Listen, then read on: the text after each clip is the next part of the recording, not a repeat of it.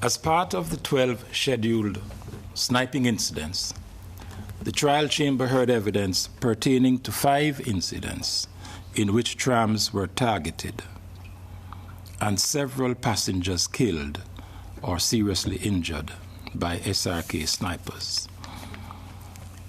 In addition to these 5, the trial chamber heard of other incidents involving the sniping of trams.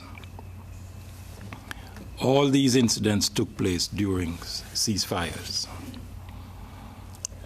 There are passages in evidence that clearly demonstrate the sheer fear and horror experienced by those passengers, and nothing illustrates more graphically the intent of the perpetrators and the victimization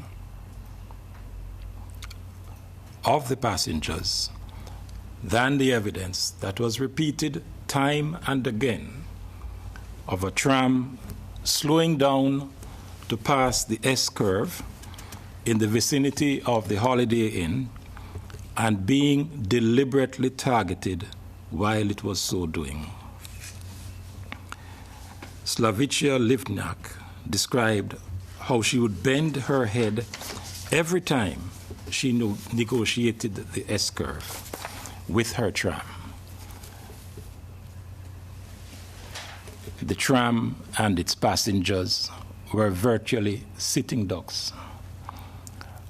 Or, to use another avian metaphor, in the words of a witness, clay pigeons. Shelling with mortars was a common occurrence too, and caused many deaths and injuries among the civilian population in the city of Sarajevo. Of all the incidents in the campaign of shelling, the mortar attack on the Markale market on the 28th of August, 1995, is one of the most horrendous. This event is etched in the memory of many of the witnesses who appeared before the trial chamber. And the chamber found that the Markale market was shelled by the SRK with a 120 millimeter mortar, killing 34 civilians and wounding 78. One of the police officers who investigated the incident described what he saw as, and here I quote, the last deepest circle of Dante's hell. End of quote. The main argument of the defense in relation to the Markale market shelling was that this was a staged event, an explosion caused by a static explosive and not a 120 millimeter mortar. This submission, as well as the other defense arguments relating to this event, is rejected, and the reasons are set out in the judgment. As described by many witnesses, there was no safe place in Sarajevo. One could be killed or injured anywhere and anytime. W107 stated that her daughters often returned from collecting water or firewood, and, here I quote, I would find that they had soiled their clothes because of the fear that they had. End of quotation. On one occasion, Realda Musaifendic saw that the bread that was delivered had bullets in it, resulting from the truck being fired on by Bosnian Serbs. Bakir Nakash described the situation as follows.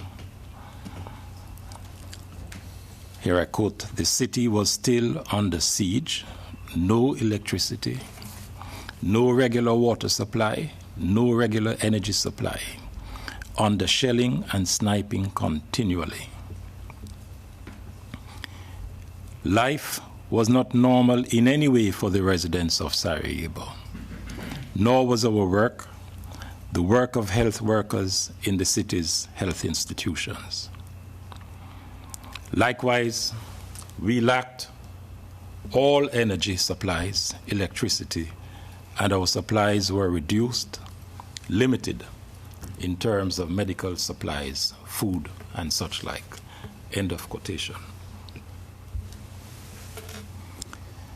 This constant threat to their safety had a profound effect on the civilians in the city of Sarajevo. Colonel Demyorenko, the Chief of Staff of UNPROFOR Sector Sarajevo, from January 1995 to December 1995, testified that, here I quote, "If one looks at the human suffering, then it was a case of a full siege, just like in Leningrad during the Second World War." End of quote. He expressed his surprise at what he called the ambivalent attitude, blunted attitude towards life, and the prevalent atmosphere of lethargy in Sarajevo. Witness Martin Bell explained that, and here I quote, "The civilians inside the confrontation lines looked haggard, they looked hunted. Their only business of the day was to get through the day, to survive. Survival was what it was about. They were truly desperate times." Dragomir Milošević, the commander of the SRK, held a tight chain of command. He ensured that he was kept abreast of the activities of his units by improving an already existing reporting system. He decided on matters such as the replenishment of ammunition, the placement of mortars, and the training of snipers. Also, he regularly visited the SRK units along the confrontation lines. It was under his command that modified air bombs were introduced to the Sarajevo theater, and they were regularly used to shell the city. Several orders show that Dragomir Milošević decided on the deployment and placement of the bomb launchers too.